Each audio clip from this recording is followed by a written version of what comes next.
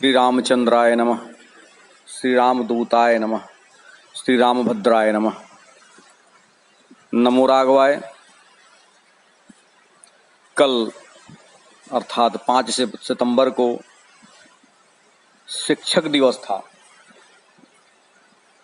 आप सभी को शिक्षक दिवस की अत्यंत शुभकामनाएं एवं हार्दिक बधाइयां। शिक्षक दिवस अर्थात हम सब जीवन में जिससे भी कुछ शिक्षा प्राप्त किए हैं, जिससे भी कुछ सीखा है, उसको स्मरण करने का एक दिवस था। आज संवाद में कुछ शिक्षक दिवस पर श्री मानस जी के आलोक में शिक्षा गुरु के बारे में कुछ चर्चा करेंगे।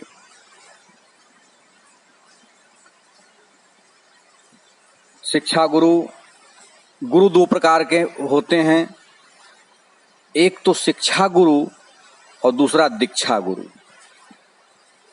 शिक्षा गुरु वह है कि जो हमें दिन प्रतिदिन कर्म पथ पर चलने के लिए कुछ शिक्षा दे, सिखाए। आज की भाषा में जिसको हम टीचर कहते हैं, मेंटर कहते हैं। दीक्षा गुरु उनको आप मान सकते हैं कि जो वह गुरु है जो हमें गोविंद से मिलाने के लिए मार्ग बताता है, उस पथ पर चलने की प्रेरणा देता है, आध्यात्मिक मार्ग दिखाता है।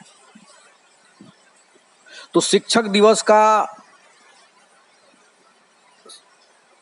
जो मूलतः अभिप्राय है वह शिक्षा गुरु से है। आप जानते हैं मानस जी में और कोई भी व्यक्ति को शिक्षा की आवश्यकता होती है और प्रथम शिक्षा गुरु तो परिवार में उसके माता पिता हैं, लेकिन माता पिता के पश्चात भी जो हमारे टीचर हैं, जो हमें स्कूलों में, विद्यालयों में, पाठशालाओं में शिक्षा प्रदान करते हैं, अथवा तो जीवन के विभिन्न पड़ावों पर जहां भी हमको किसी से कुछ भी शिक्षा प्राप्त होती है, कार्यस्थल पर भी जो हमारे वरिष्ठ हैं, जो हमारे सीनियर हैं, जो हमारे अधिकारी हैं, वो जो हमें कुछ बताते हैं, कोई शिक्षा देते हैं, कार्य के बारे में ज्ञान देते हैं, ट्रेनिंग देते हैं, प्रशिक्षण प्रदान करते हैं, वो सभी हमारे शिक्षा गुरु हैं और उन सभी के प्रति हमारा भाव वैसा ही होना चाहिए। तो श्री मानस जी के आलोक में आज संवाद में इसी विषय पर कुछ चर्चा करेंगे और शिक्षकों को प्रणाम करने का प्रयास करेंगे। गुरु की तो अत्यंत महिमा बताई गई है। श्री मानस जी में बालकांड के मंगलाचरण में पूज्यपाद गोस्वामी तुलसीदास जी महाराज गुरु तत्व को भगवान शंकर से की तुलना करते हैं और बताते हैं कि वो भगवान शंकर के ही समान हैं। वंदे बोधमयम नित्यम गुरुम शंकर रूपिणम।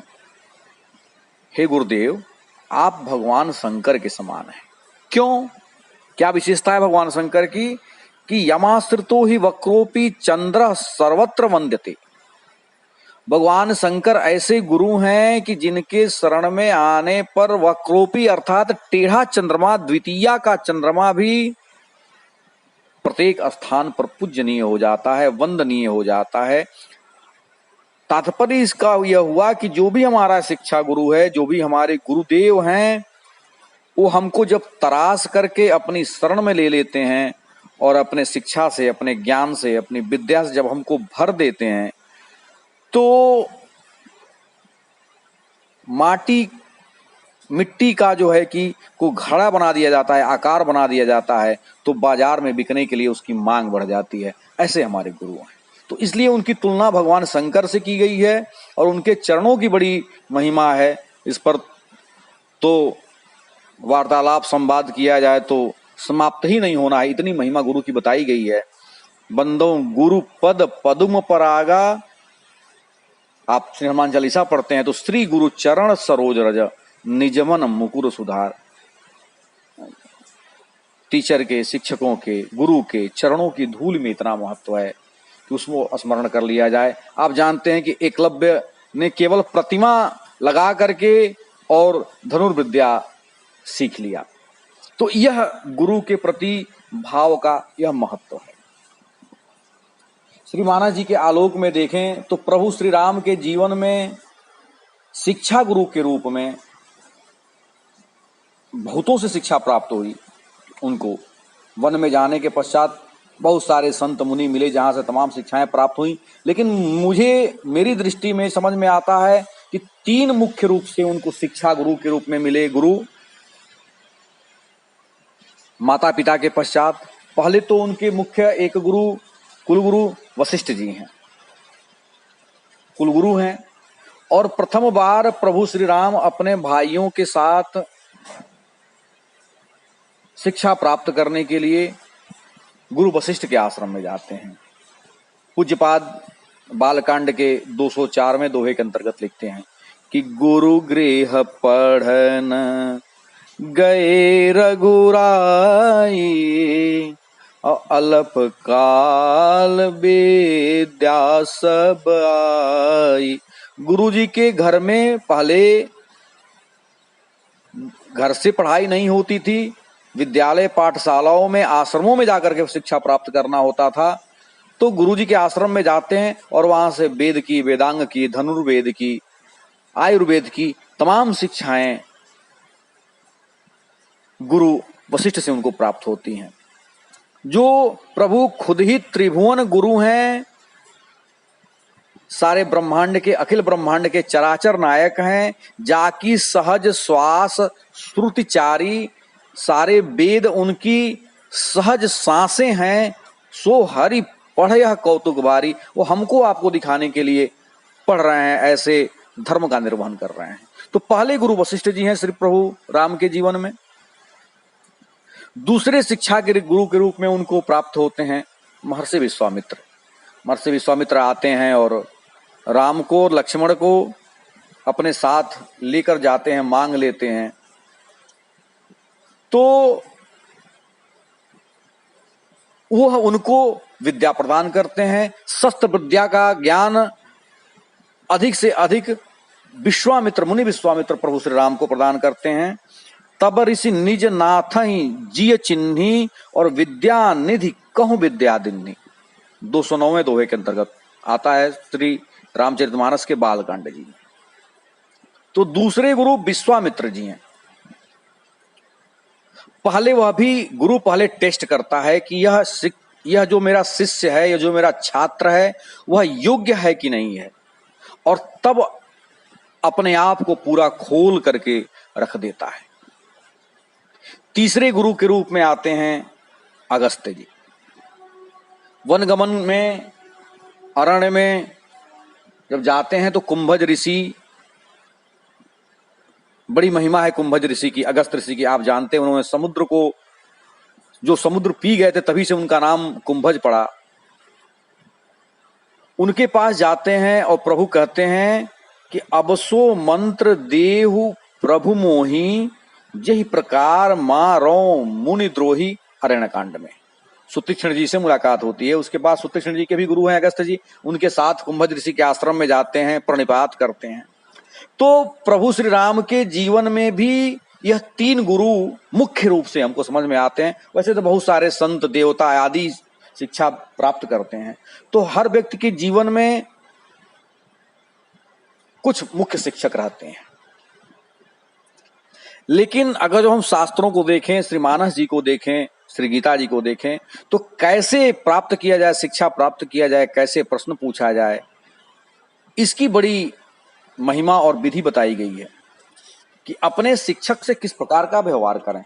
उनसे ज्ञान प्राप्त करना हो, शिक्षा लेना हो, तो कैसे उनके सम्मुख हम प्रस्तुत हों, इसके लिए हमको गीता जी को देखना पड़ेगा। गीता जी के 4थे अध्याय के 34वें श्लोक में भगवान श्री कृष्ण अर्जुन को बताते हैं कि हे अर्जुन, तुमको ज्ञान प्राप्त करना हो, शिक्षा प्राप्त करना हो, तो कैसे प्राप्त करोगे, इसकी विधा श्री गीता जी हमें बताती है।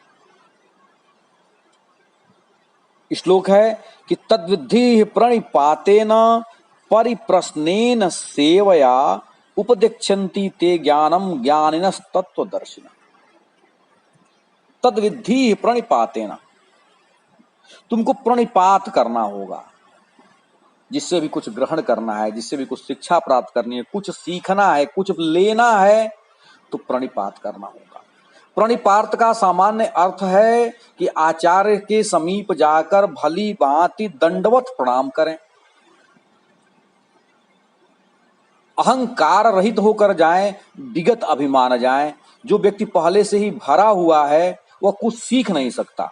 कुछ सीखने के लिए आपको खाली होकर जाना पड़ेगा। यह समझना पड़ेगा कि मेरे पास मैं अज्ञानी हूं और सामने वाला ज्ञानी है, तब उससे आप कुछ सीख पाएंगे। तो प्रणिपाते न तद विधि, यह विधि है प्रणिपात की। यथा योग्य सेवा करें, सरलता पूर्वक उनके साथ व्यवहार करें, तब उपदेश, उसके बाद प्रश्न पूछें परिप्रश्नेन सेवया, और उसका परिणाम ये होगा कि उपदेक्षन्ति ते ज्ञानम ज्ञानिनस् तत्वदर्शिनः। जब वह गुरु समझ जाएगा, जब वह शिक्षक समझ जाएगा कि हाँ यह शिष्य योग्य है, समझाने की योग्य है, तो कोई कोई गुरु किसी किसी शिक्षक को इतना प्रिय हो जाता है कि उसके सामने अपना संपूर्ण हृदय खोल करके रख देता है। अब देखिए इसका विस्तार मानस जी में कैसे किया गया है कि भगवान तो, श्री राम तो भगवान हैं, लेकिन विश्वामित्र के सम्मुख जब जाते हैं तो मिथिला में शाम होती है, दोनों भाई रात्रि में चरण दबाने लगते हैं उनके।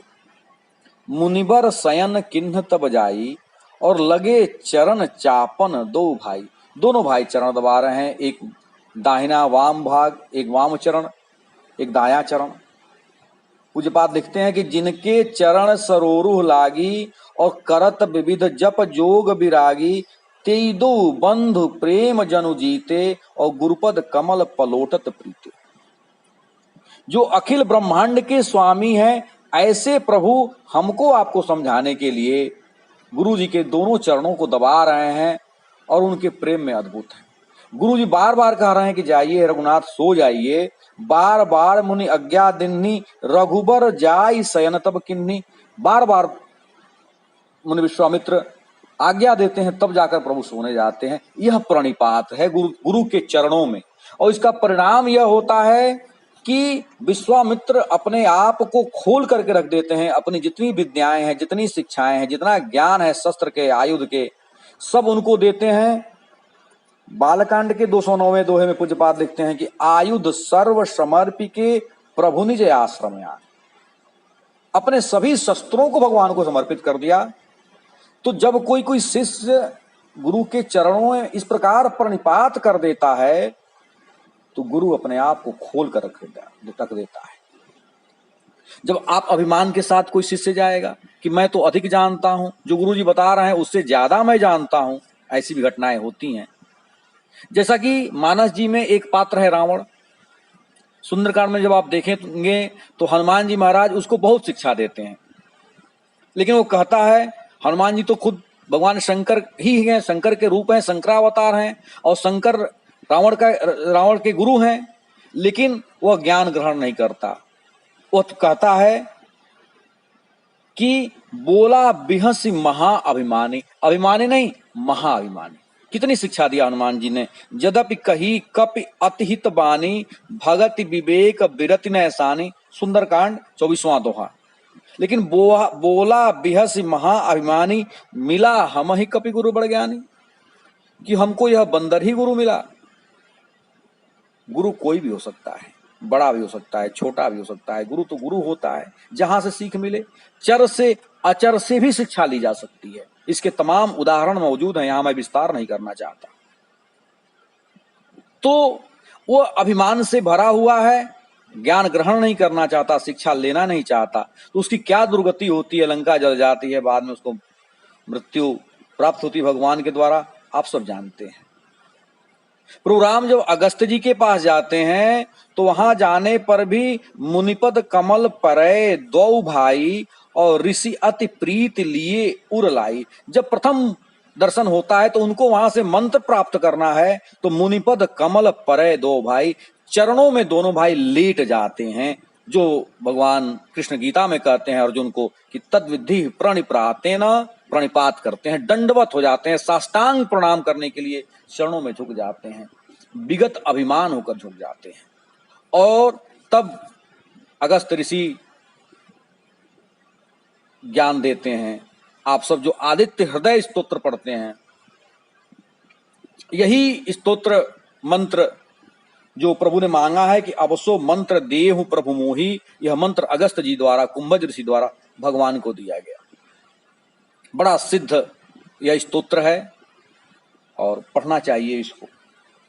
तो इस प्रकार यह जो शिक्षा है, ये जो गुरु देव की महिमा है, इसकी कुछ चर्चा हम सब कर रहे हैं कि गुरु के चरणों में यदि कुछ सीखना हो, कुछ शिक्षक से सीखना हो, यह आज भी उतना ही प्रासंगिक है जब मानस काल में था, जब त्रेता युग में था।